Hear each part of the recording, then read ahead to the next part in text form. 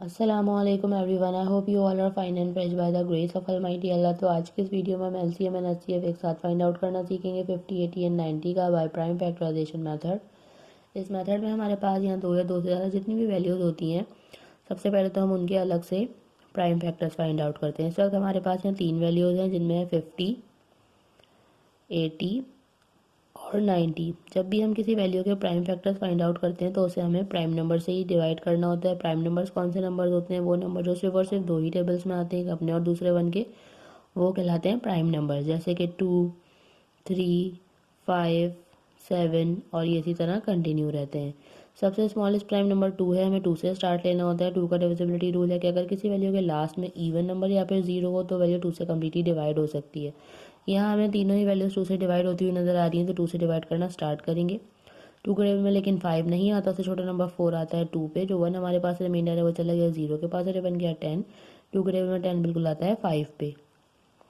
ये बन चुका है 25, जो कि अब 2 से डिवाइड नहीं हो सकता। 2 के बाद जो नेक्स्ट प्राइम नंबर है वो है 3, और ये वैल्यू 3 से भी डिवाइड नहीं हो सकती, क्योंकि 3 का डिविजिबिलिटी रूल है कि एक वैल्यू में जितने डिजिट्स हैं उनको अगर हम प्लस करें तो ऐसा नंबर है जो कि 3 का मल्टीपल है, तभी वो वैल्यू 3 से डिवाइड हो सकती है।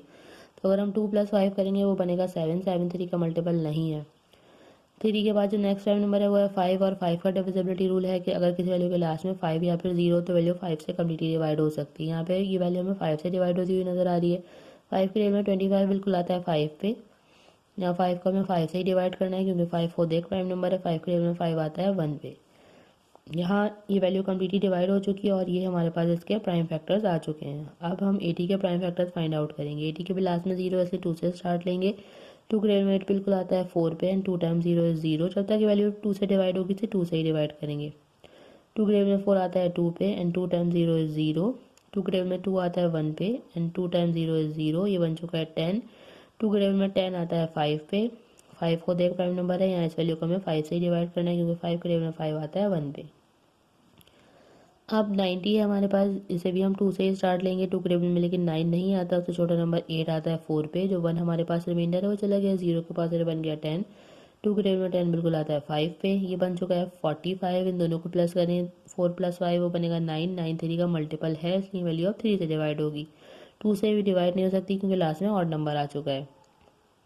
लेकिन 3 के टेबल में 4 नहीं आता, उससे छोटा नंबर 3 आता है 1 पे। जो 1 हमारे पास रिमाइंडर है वो चला गया 5 के पास, बन गया 15। 3 के टेबल में 15 बिल्कुल आता है 5 पे।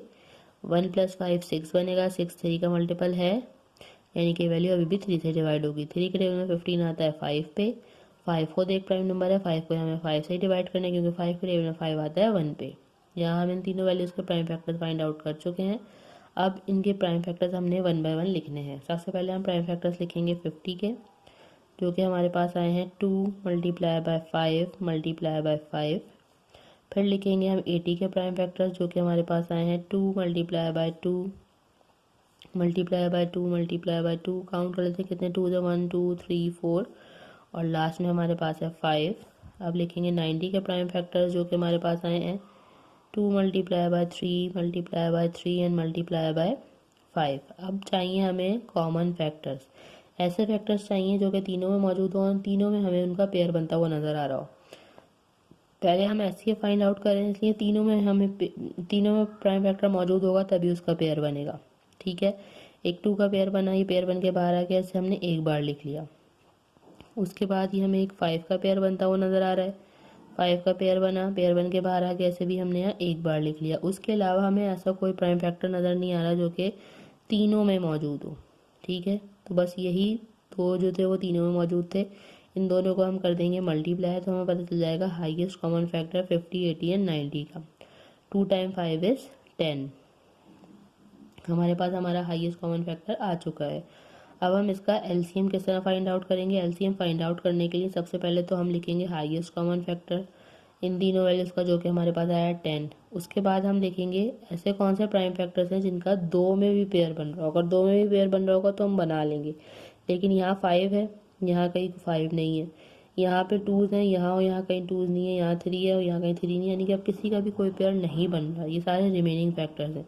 तो अब हम सारे रिमेनिंग फैक्टर्स को एलसीएम फाइंड आउट करने के लिए यहाँ पे लिख देंगे। सबसे पहले हम इस 5 को लिखते हैं। उसके बाद हम लिखेंगे 1 2 3 2 हैं हमारे पास,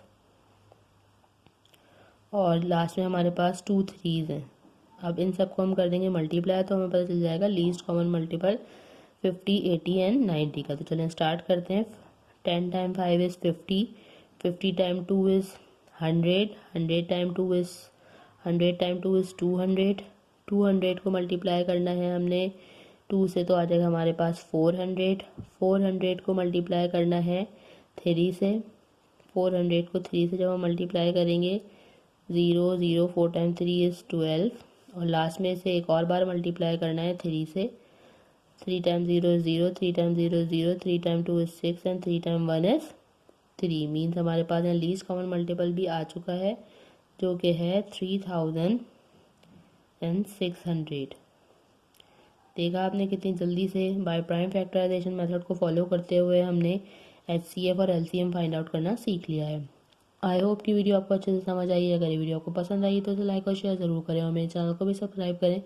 इंशाल्लाह बहुत जल्द मिलती हूँ आपसे अपनी नेक्स्ट वीडियो में। अपना बहुत ख्याल रखिएगा। अल्लाह हाफिज़।